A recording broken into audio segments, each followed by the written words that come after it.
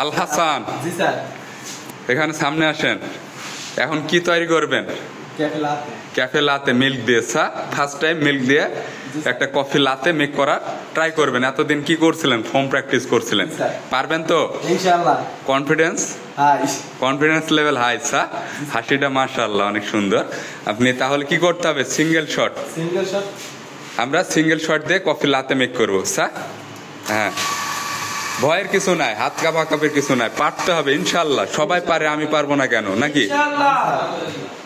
হ্যাঁ, খালাস, আস্তে আস্তে, মাথা ঠান্ডা, কাজ হবে জোরে কিন্তু দেখে শুনে। হ্যাঁ, দেন প্রেসার কত দিতে হবে?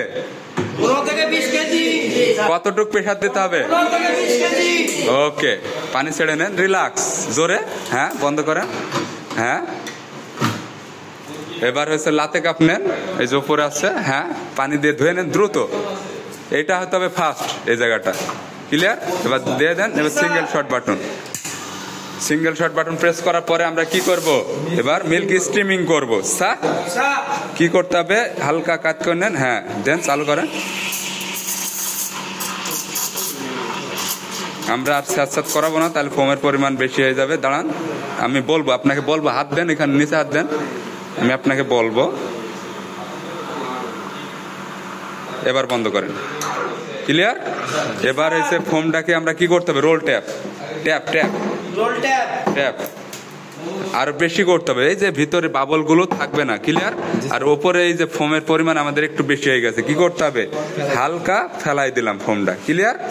অনেকে কি করে, এক মিল্ক মিক্সার নিয়ে আরেক মিল্ক মিক্সারে ঢেলে নেয়। আমরাও সেটা অন্য সময় করতে পারি, সমস্যা নাই। ওসা থেকে মিক্সিংটা করবেন। আরেকটু পিছনে আগান, পিছনে আগান। হ্যাঁ, ওসা থেকে মিক্সিংটা করেন।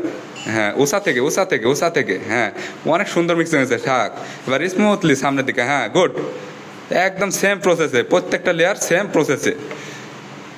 হ্যাঁ, ফালা, মাশাআল্লাহ। এবার হচ্ছে মাথায়, একদম মাথায় পরিমাণে বেশি ঢালেন, দৃষ্টিকোণ করে কাপ ফ্ল্যাট করেন, কাপ ফ্ল্যাট করেন, বেরিয়ে যান। মাশাআল্লাহ, অনেক সুন্দর হয়েছে, নাকি? অনেক সুন্দর হয়েছে। এটা এই যে আর্টটা করলেন, এই আর্টটা করার পরে কেমন অনুভূতি আপনার বলেন? জোরে বলেন। অনেক ভালো লাগতেছে নিজের কাছে। একটা জোরে একটা নিঃশ্বাস ছাড়েন দেন আপনি। মানে অনেক ভালো লাগতেছে না?